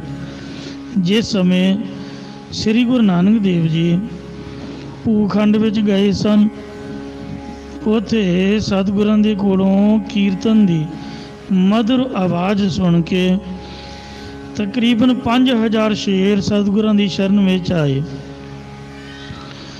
ਅਤੇ ਆਪਣੀ ਕਲਿਆਣ ਚਾਹੀ। ਤਦੋਂ ਸਤਿਗੁਰਾਂ ਦੀ ਕਿਰਪਾ ਸਦਕਾ ਉਹ ਸਾਰੇ ਸ਼ੇਰ ਜੂਨੀ ਵਾਲਾ ਸਰੀਰ ਛੱਡ ਕੇ ਸਿੱਖਾਂ ਦੇ ਘਰ ਜਨਮੇ ਅਤੇ ਸ੍ਰੀ ਗੁਰੂ ਅੰਗਦ ਦੇਵ ਜੀ ਦੀ ਸ਼ਰਨ ਵਿੱਚ ਆ ਕੇ ਪਰਮ ਗਤੀ ਨੂੰ ਪ੍ਰਾਪਤ ਹੋਏ ਸਨ। ਸਤਿਗੁਰ ਪਾਇਆ ਪੂਰਾ ਨਾਵਣ। ਸਤਿਗੁਰਾਂ ਦੇ ਪਾਉਣ ਕਰਕੇ ਸਤਿਗੁਰਾਂ ਦੇ ਪਾਸੋਂ ਨਾਮ ਉਪਦੇਸ਼ ਪ੍ਰਾਪਤ ਕਰਕੇ ਅੰਤःਕਰਨ ਦਾ ਪੂਰਨ ਇਸ਼ਨਾਨ ਪ੍ਰਾਪਤ ਹੁੰਦਾ ਹੈ। ਪਸ਼ੂ ਪਰੇਤਾ ਹੋ ਦੇਵ ਕਰੈ। ਸਤਿਗੁਰੂ ਮਹਾਰਾਜ ਜੀ ਪ੍ਰਤੱਖ ਪਸ਼ੂਆਂ ਤੇ ਪ੍ਰਤੱਖ ਪ੍ਰੇਤਾਂ, ਮਹਾਰਾਜ ਕਹਿੰਦੇ ਪਸ਼ੂ ਪ੍ਰੇਤ ਮੁਗਧ ਕੋ ਉਤਾਰੇ ਪਾਹਨ ਪਾਰ ਉਤਾਰੈ। ਪ੍ਰਤੱਖ ਪਸ਼ੂਆਂ ਦੇ ਪ੍ਰਤੱਖ ਪ੍ਰੇਤਾਂ ਦਾ ਉਧਾਰ ਕਰਨ ਨੂੰ ਸਮਰੱਥ ਨੇ। ਪੰਜਵੇਂ ਪਾਤਸ਼ਾਹ ਸ੍ਰੀ ਗੁਰੂ ਅਰਜਨ ਦੇਵ ਜੀ ਦੇ ਪਲੰਘ ਹੇਠ ਇੱਕ ਛੋਟਾ ਜਿਹਾ ਪਿਸਤਾ ਕਿਸਮ ਦਾ ਕੁੱਤਾ ਰਹਿੰਦਾ ਸੀ, ਚਿੱਟੇ ਰੰਗ ਦਾ ਪਿਸਤਾ ਕੁੱਤਾ, ਛੋਟੇ ਕੱਦ ਵਾਲਾ। ਜਦ ਬ੍ਰਾਹਮਣ ਨੇ ਬਾਬੇ ਪ੍ਰਿਥੀ ਚੰਦ ਦੇ ਆਖੇ ਲਾਲਚ ਵਿੱਚ ਆ ਕੇ ਸ੍ਰੀ ਗੁਰੂ ਹਰਗੋਬਿੰਦ ਸਾਹਿਬ ਜੀ ਨੂੰ ਸਾਧ ਸੰਗਤ ਜੀਓ ਦਹੀਂ ਵਿੱਚ ਜ਼ਹਿਰ ਦੇਣ ਦੀ ਕੋਸ਼ਿਸ਼ ਕੀਤੀ ਤਾਂ ਉਸ ਵਕਤ ਮਹਾਰਾਜ ਜੀ ਨੇ ਉੱਚੀ ਸਾਰੀ ਚੀਕ ਮਾਰੀ। ਮਾਤਾ ਜੀ ਕਹਿਣ ਲੱਗੇ, ਗੁਰੂ ਜੀ ਸਾਹਿਬਜ਼ਾਦਾ ਅੱਜ ਤੱਕ ਰੋਇਆ ਨਹੀਂ। ਮਹਾਰਾਜ ਹੱਸਦੇ ਰਹਿੰਦੇ ਸੀਗੇ। ਇਹ ਚੀਕ ਦੁੱਖਾਂ ਭਰੀ, ਪਤਾ ਕਰੋ। ਮਹਾਰਾਜ ਜੀ ਨੇ ਆਵਾਜ਼ ਮਾਰੀ, ਕਹਿੰਦੇ ਸਾਹਿਬਜ਼ਾਦਾ ਰੋ ਰਿਹਾ। ਬ੍ਰਾਹਮਣ ਜੀ ਕੀ ਹੋਇਆ? ਕਹਿਣ ਲੱਗਾ, ਜੀ ਮੈਂ ਆ ਕੇ ਤੁਹਾਨੂੰ ਦੱਸਦਾ। ਭੱਜਾ ਭੱਜਾ ਆਇਆ, ਕਹਿੰਦਾ ਵੇਖੋ ਜੀ, ਇਹ ਦਹੀਂ ਹੈ, ਮੈਂ ਦਹੀਂ ਖਿਲਾ ਰਿਹਾ, ਖਾਂਦਾ ਨਹੀਂ। ਮਹਾਰਾਜ ਕਹਿੰਦੇ ਲਿਆ ਮੈਂ ਖਵਾਉਂਦਾ। ਜਦ ਇਹ ਰੋਜ਼ ਦਹੀਂ ਖਾਂਦਾ ਤੇ ਅੱਜ ਕਿਉਂ ਨਹੀਂ ਖਾਂਦਾ? ਗੁਰੂ ਸਾਹਿਬ ਨੇ ਗੋਦੀ 'ਚ ਬਿਠਾਇਆ, ਪਿਆਰ ਕੀਤਾ, ਆਖਿਆ ਸਾਹਿਬਜ਼ਾਦਾ ਜੀ ਦਹੀਂ ਖਾਓ। ਮਹਾਰਾਜ ਨੇ ਹੱਥ ਮਾਰ ਕੇ ਪਰੇ ਕਰ ਦਿੱਤਾ ਵੀ ਮੈਂ ਨਹੀਂ ਖਾਣਾ। ਮਹਾਰਾਜ ਕਹਿੰਦੇ ਖਾਣਾ ਕਿਉਂ ਨਹੀਂ ਹੈ? ਜਾਂ ਤੁਸੀਂ ਰੋਜ਼ ਖਾਂਦੇ ਹੋ? ਕਹਿੰਦੇ ਨਹੀਂ, ਮੈਂ ਨਹੀਂ ਦਹੀਂ ਖਾਣਾ। ਮਹਾਰਾਜ ਬੋਲਦੇ ਤਾਂ ਨਹੀਂ ਸੀ ਤੇ ਹੱਥ ਪਰਾਂ ਕਰੀ ਜਾਣ। ਜੇ ਆ ਵੀ ਇਹ ਦਹੀਂ 'ਚ ਕੋਈ ਨੁਕਸ ਜਾਪਦਾ। ਜਿਹੜਾ ਪਿਸਤਾ ਕੁੱਤਾ ਸੀ, ਮਹਾਰਾਜ ਨੂੰ ਆਵਾਜ਼ ਮਾਰੀ, ਉਹ ਪੂਜਾ ਘਮਾਉਂਦਾ ਬੂਥੀ ਜੀ ਤਾਂ ਕੀਤੀ ਉਹਨੇ। ਸੱਚੇ ਪਾਤਸ਼ਾਹ ਨੇ ਦਹੀਂ ਉਹਦੇ ਅੱਗੇ ਰੱਖਤਾ, ਆਖਿਆ ਵੀ ਇਹਨੂੰ ਛਕ ਲਾ। ਉਹਨੇ ਉਹਨੂੰ ਸੁੰਘਿਆ, ਸੁੰਘ ਕੇ ਤੇ ਆਪਦੀ ਸਰੀਰ ਧਰਤੀ ਜੀ 'ਚ ਵਾੜਦਾ ਹੋਇਆ ਘੁੰਮ ਘੁਮਾ ਕੇ ਫਿਰ ਮਹਾਰਾਜ ਵੱਲ ਵੇਖਣ ਲੱਗ ਪਿਆ। ਮਹਾਰਾਜ ਕਹਿੰਦੇ ਹਾਂ ਖਾਂਦਾ ਨਹੀਂ। ਪੂਜੀ ਘੁਮਾਈ ਜਾਏ ਤੇ ਦਹੀਂ ਵੱਲ ਵੇਖੀ ਜਾਏ, ਕਦੀ ਮਹਾਰਾਜ ਵੱਲ ਵੇਖੀ ਜਾਏ। ਉਹਦੇ ਕੋਲ ਜਾ ਕੇ ਸੁੰਘ ਕੇ ਫਿਰ ਘੁੰਮ ਘੁਮਾ ਕੇ ਫਿਰ ਤੁਰਿਆ ਫਿਰੇ ਪਰ ਖਾਵੇ ਨਾ। ਮਹਾਰਾਜ ਕਹਿੰਦੇ ਹਾਂ ਮੈਨੂੰ ਪਤਾ ਹੈ ਵੀ ਇਹਦੇ ਵਿੱਚ ਕੋਈ ਨੁਕਸ ਹੈ, ਪਰ ਜੇ ਤੂੰ ਖਾਏਗਾ ਨਹੀਂ ਤਾਂ ਪਤਾ ਨਹੀਂ ਚੱਲੇਗਾ। ਤੂੰ ਇਹ ਦਹੀਂ ਨੂੰ ਖਾ ਲਾ, ਜੇ ਤੂੰ ਚੜ੍ਹਾਈ ਕਰ ਗਿਆ ਤੇ ਮੈਂ ਤੇਰੀ ਮੁਕਤੀ ਕਰ ਦਿਆਂਗਾ। ਉਹ ਜੀ ਗੁਰੂ ਸਾਹਿਬ ਦੀ ਆਖੇ ਲਾ ਕੇ ਕੁੱਤਾ ਦਹੀਂ ਖਾ ਗਿਆ। ਜਦ ਦਹੀਂ ਖਾ ਲਿਆ ਉਹਨੇ ਤੇ ਥੋੜ੍ਹੇ ਕੁ ਚਿਰ ਬਾਅਦ ਉਹਦੇ ਮੂੰਹ 'ਚੋਂ ਝੱਗ ਜਿਹੀ ਵਗਣ ਲੱਗ ਪਈ ਤੇ ਉਹ ਵਿਚਾਰਾ ਕੰਧਾਂ 'ਚ ਸਿਰ ਮਾਰ ਮਾਰ ਰੋਈ ਜਾਏ, ਨਾਲੇ ਚੌਂ ਚੌਂ ਕਰੀ ਜਾਏ। ਲੇਟੜੀਆਂ ਲਈ ਗਿਆ, ਭੱਜਦਾ ਭੱਜਦਾ ਡਿੱਗ ਕੇ ਤੇ ਬਹੁਤ ਦੁਖੀ ਹੋ ਗਿਆ, ਤੜਫਣ ਲੱਗ ਪਿਆ, ਪੈਰ ਮਾਰੀ ਜਾਏ। ਸੱਚੇ ਪਾਤਸ਼ਾਹ ਨੇ ਵਾਹਿਗੁਰੂ ਕਹਿ ਕੇ ਉਹਦੇ 'ਤੇ ਛੱਟਾ ਮਾਰਿਆ, ਉਹਦਾ ਸਰੀਰ ਸ਼ਾਂਤ ਹੋ ਗਿਆ। ਮਹਾਰਾਜ ਕਹਿਣ ਲੱਗੇ, ਹੇ ਬ੍ਰਾਹਮਣ, ਇਸ ਦਹੀਂ ਦੇ ਵਿੱਚ ਜ਼ਹਿਰ ਸੀਗਾ, ਜ਼ਹਿਰ। ਤੂੰ ਬ੍ਰਾਹਮਣ ਹੋ ਕੇ ਨੀਚ ਪੁਰਖਾਂ ਵਾਲਾ ਕਰਮ ਕੀਤਾ, ਚੰਡਾਲਾਂ ਵਾਲਾ। ਜੇ ਕਿਤੇ ਸਾਡਾ ਸਾਹਿਬਜ਼ਾਦਾ ਇਹ ਦਹੀਂ ਖਾ ਜਾਂਦਾ ਤਾਂ ਉਹਦਾ ਕੀ ਹਾਲ ਹੁੰਦਾ? ਪੁੱਤ, ਜਿਵੇਂ ਸਾਡਾ ਕੁੱਤਾ ਤੇਰੇ ਅੱਗੇ ਤੜਫ ਤੜਫ ਕੇ ਮਰਿਆ ਹੈ, ਤਾਂ ਰੱਬ ਕਰੇ ਤੂੰ ਵੀ ਢਿੱਡੀ ਪੀੜਾਂ ਤੇਰੇ ਪੈਣ ਦੇ, ਤੂੰ ਵੀ ਤੜਫ ਕੇ ਮਰੇ, ਤੈਨੂੰ ਪਤਾ ਲੱਗੇ ਕਿ ਦੁੱਖ ਕੈਸਾ ਹੁੰਦਾ।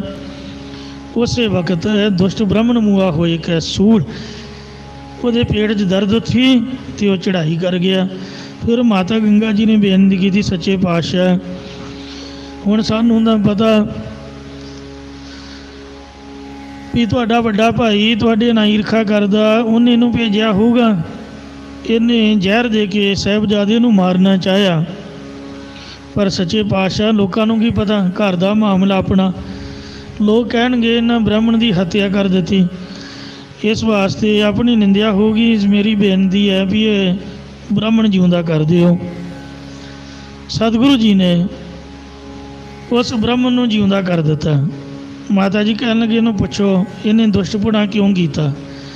ਉਹ ਕਹਿਣ ਲੱਗਾ, ਜੀ ਆਹ ਲਓ 500 ਰੁਪਈਆ, ਇਹ ਤੁਹਾਡੇ ਵੱਡੇ ਭਰਾ ਨੇ ਮੈਨੂੰ ਦਿੱਤਾ ਹੈ।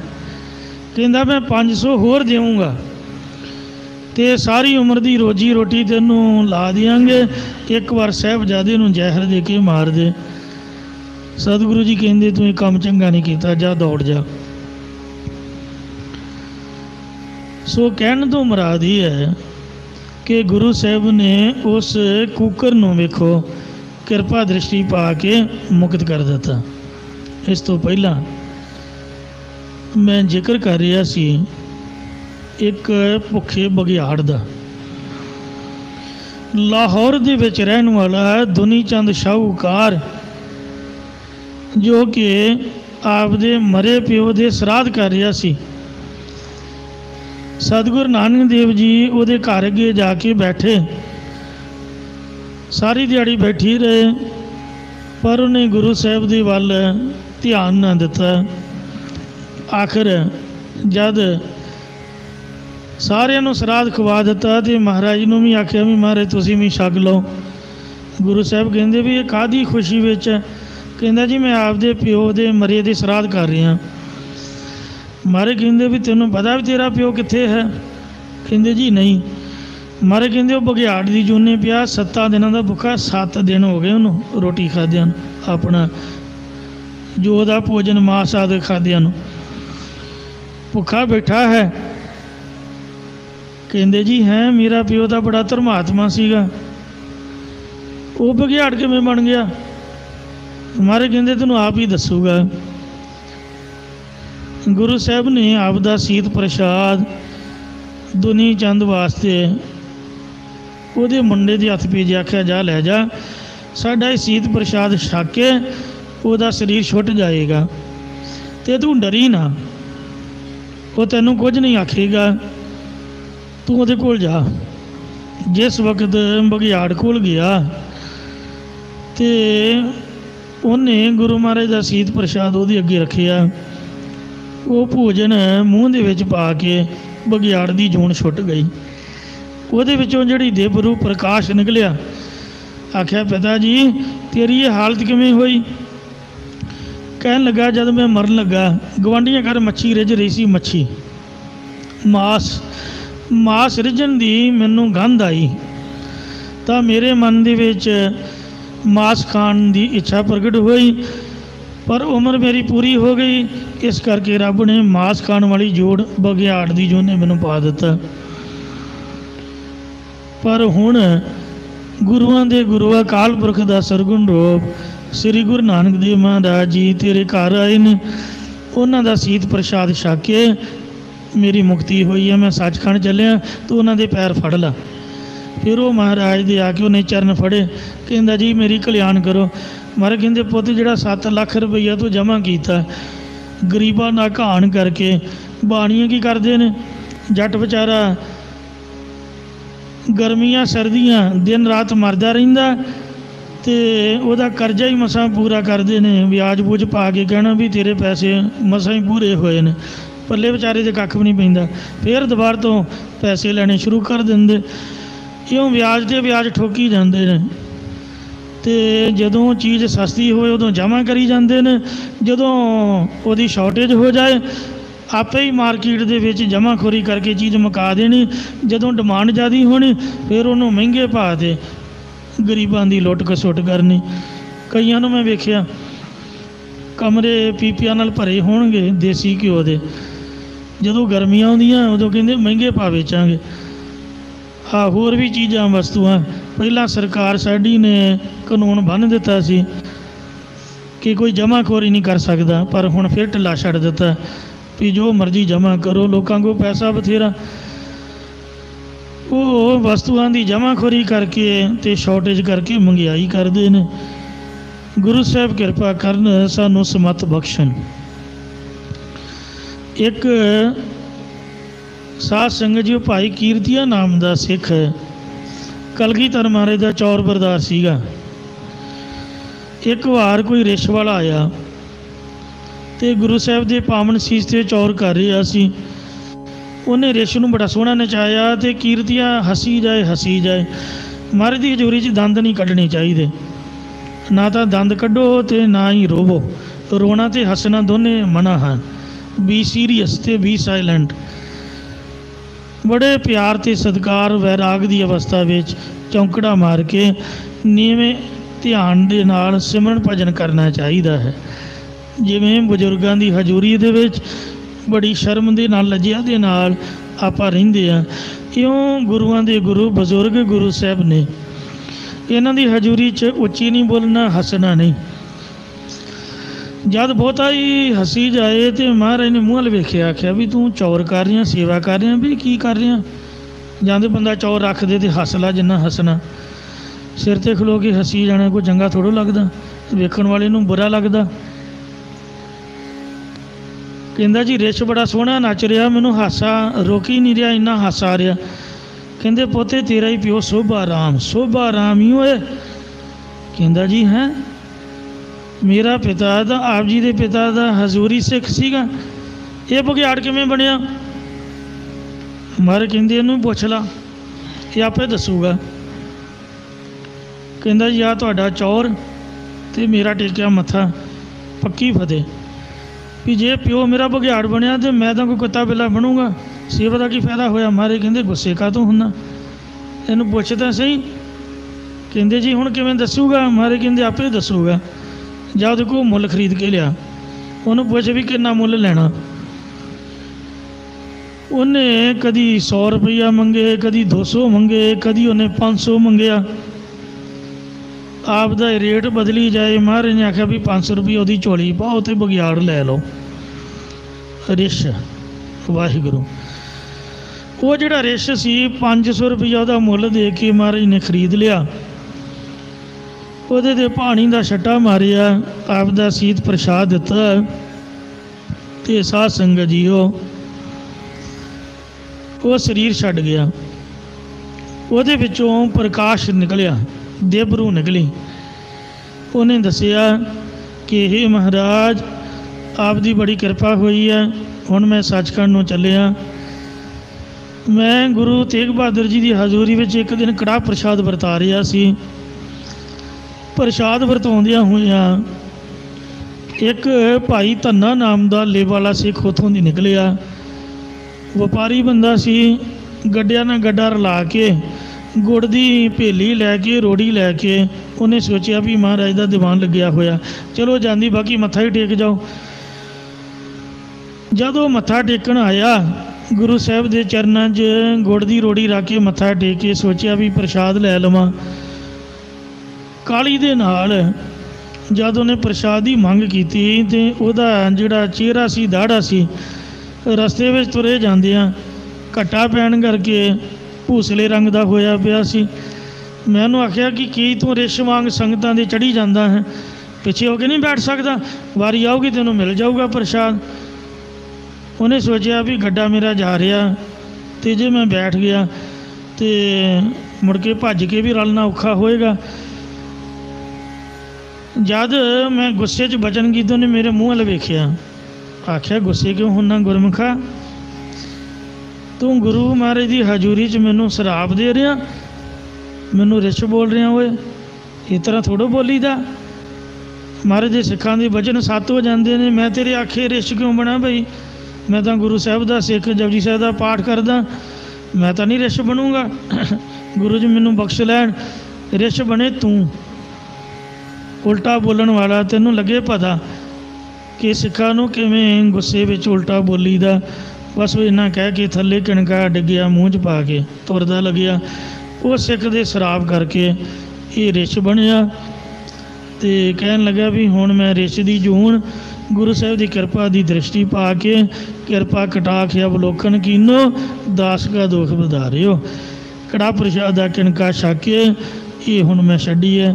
ਇਹ ਵਾਕਿਆ 1734 ਬਿਕਰਮੀ ਦੇ ਵਿੱਚ ਹੋਇਆ ਹੈ, ਜਦ ਸਤਿਗੁਰੂ ਸਾਹਿਬ ਜੀ ਅਨੰਦਪੁਰ ਸਾਹਿਬ ਦੀਵਾਨ ਦੇ ਵਿੱਚ ਬੈਠੇ ਹੋਏ ਸਨ।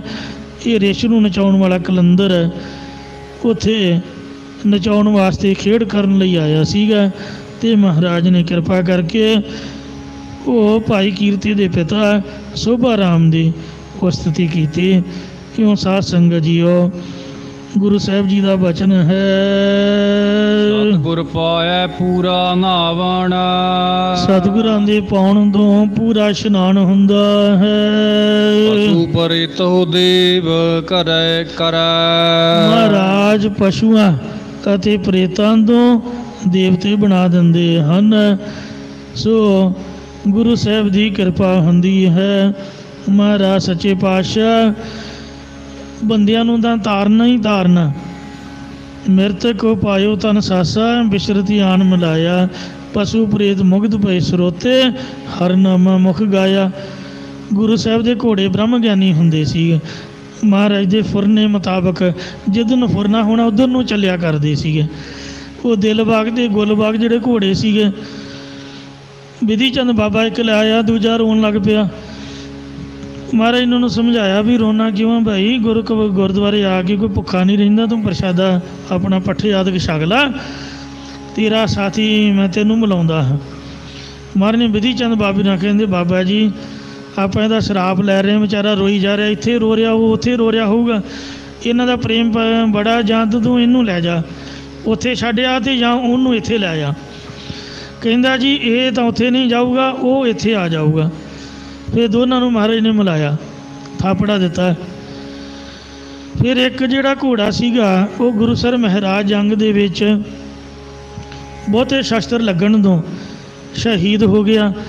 ਉਹਦਾ ਸੰਸਕਾਰ ਅੱਜ ਜਿੱਧਰ ਜਾਈਏ ਗੁਰੂ ਕੇ ਲਾਹੌਰ ਨੂੰ ਅਨੰਦਪੁਰ ਸਾਹਿਬ ਤੋਂ ਰਸਤੇ ਵਿੱਚ ਗੁਰਦੁਆਰਾ ਦਾ ਸੁਹੇਲਾ ਘੋੜਾ, ਉਹ ਜਿਹੜਾ ਸੁਹੇਲਾ ਘੋੜਾ ਮਹਾਰਾਜ ਨੇ ਇਹਨਾਂ ਦਾ ਨਾਮ ਬਦਲ ਦਿੱਤਾ ਸੀਗਾ। ਇੱਕ ਦਾ ਨਾਂ ਰੱਖਿਆ ਜਾਨ ਬਾਈ, ਇੱਕ ਦਾ ਨਾਂ ਰੱਖਿਆ ਸੁਹੇਲਾ ਘੋੜਾ। ਉਹ ਸੁਹੇਲਾ ਘੋੜਾ ਮਹਾਰਾਜ ਦੀ ਜੰਗ ਦੇ ਵਿੱਚ ਸ਼ਸਤਰ ਲੱਗਣ ਤੋਂ ਚੜ੍ਹਾਈ ਕਰ ਗਿਆ। ਉੱਥੇ ਗੁਰਦੁਆਰੇ ਵਾਲੇ ਅਸਥਾਨ 'ਤੇ ਉਹਦਾ ਸੰਸਕਾਰ ਕੀਤਾ ਅਤੇ 1.25 ਮਣ ਪੱਕਾ ਉਹਦੇ ਵਿੱਚੋਂ ਲੋਹਾ ਨਿਕਲਿਆ ਸੀ, ਉਹਦੀ ਚਿਖਾ ਦੇ ਵਿੱਚੋਂ। ਇੰਨੇ ਸ਼ਸਤਰ, ਗੋਲੀ, ਸਿੱਕਾ, ਤੀਰ ਆਦਿ ਉਹਦੇ ਵੱਜੇ ਸੀ।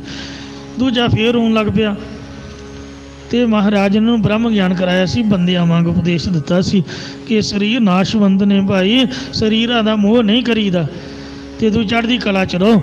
ਉਹਦਾ ਸੇਵਾ ਕਰਕੇ ਆਪਦਾ ਸਰੀਰ ਸਫਲਾ ਕਰ ਗਿਆ ਅਤੇ ਤੂੰ ਕਿਉਂ ਰੋਣਾ, ਤੂੰ ਵੀ ਆਪਦਾ ਸਰੀਰ ਸਫਲਾ ਕਰ। ਫਿਰ ਜਿਹੜਾ ਜਾਨ ਭਾਈ ਸੀ ਸਾਧ ਸੰਗਤ ਜੀ ਉਹਨੂੰ ਹੌਸਲਾ ਆਇਆ।